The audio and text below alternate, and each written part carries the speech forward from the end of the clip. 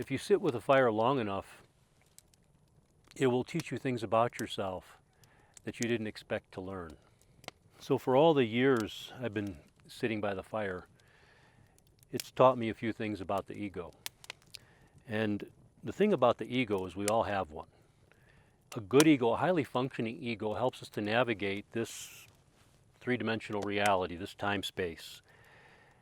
But it's also listening to everything that we're talking about right here. And the ego can be slippery. The thing with being in a space like this is, it's dark, there's the fire, it's quiet, and we're inside of a ceremonial space, so it's been set up in a particular way that's acknowledging of the spirit in all things, and the spirit that joins us here, if I can speak to that, which is markedly different from just sitting around a campfire. But everybody recognizes a good fire nonetheless. The thing with this is, I like to say that we can leave the ego outside the circle or at the door and drop into this space here to be real, to be vulnerable, to be more truthful about what's really going on in our lives, what we're up against, what we're struggling with, what we're reaching for. The ego is fundamentally really about survival, and it's about looking good. And even if we're looking bad, it's about protecting us and keeping us safe. The trick is to get around the ego so that we can get to something authentic and true within ourselves. And that's the real work.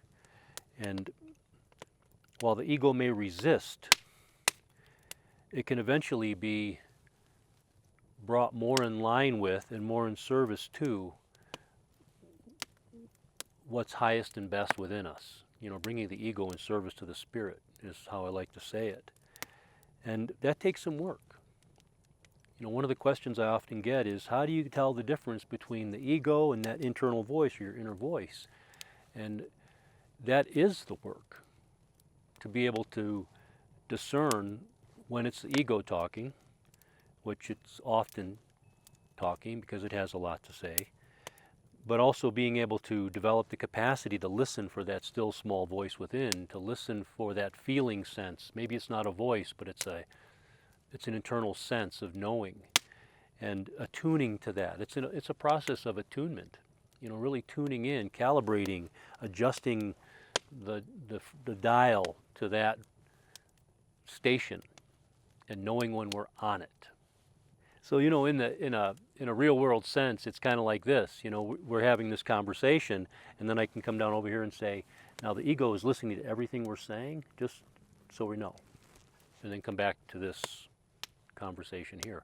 So we're not trying to, exclude the ego or annihilate our ego. God forbid we should do that. But it's about acknowledging the ego's presence, and we're having a higher conversation, or a richer, more truthful conversation. And in many ways, assuaging the ego, putting it at ease. It's not going to be out of a job, but maybe we're going to give it a different job. So what the ego is really, in my view, is the stories that we tell ourselves about who we are, that are less than empowering, that are can actually be self-destructive, more than disempowering, but self-destructive. And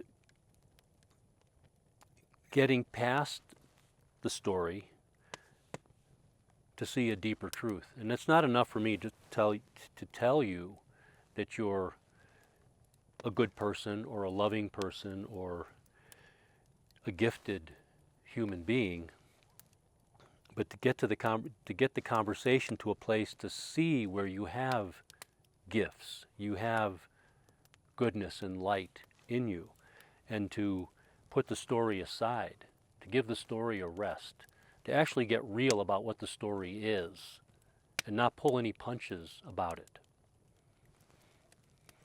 There's been there's been times in my own experience right here at the fire where I came face to face with a story I had about myself, and asking, who am I really if I'm not all these things, and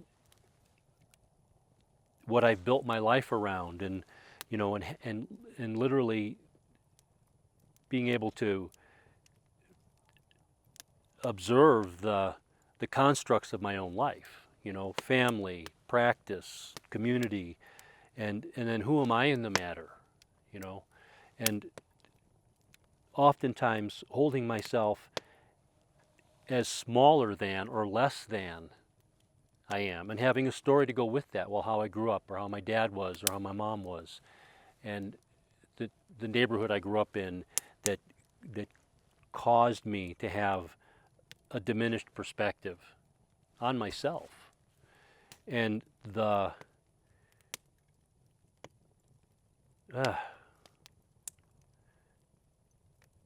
shatter my ego again and again, and to realize in the shattering of my ego, I wasn't destroyed.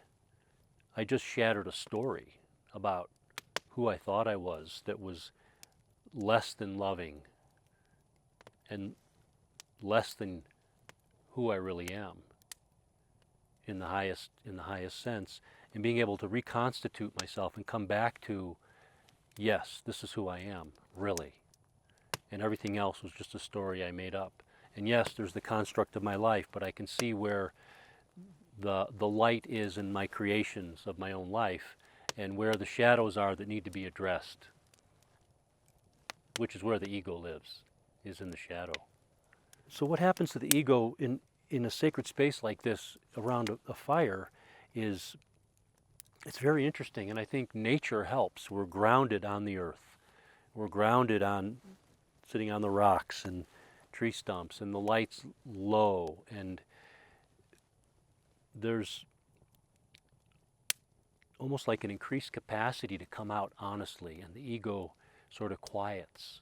And as the ego quiets, something else emerges that's more truthful and more clear. And we get to see ourselves in a different light, illuminated by the light of the fire, in the presence of something that we often aren't ordinarily in the presence of. That's not the ego in all its glory, or in all of its grief, or all of its diminishment and fear, but something else. And when we see that in ourselves, when we see that in other people, we can't unsee it, because there's a certain beauty to it that's in me and that's in you. And we want to see more of that. Once we begin to see that in ourselves and in the people around us, we want to see that everywhere and begin to look for it everywhere. So that's the value, the deep and lasting value of being in spaces like this, where we can quiet the ego and come to a deeper truth about who we are in this world, in this lifetime, even with an ego as our companion, but putting the ego in proper perspective also. Here's something I don't think is difficult for any of us to recognize. The ego survives by being in control, and the soul survives by telling the truth. I hope that's helpful. Stay close to the fire, and I'll see you next time. Adios.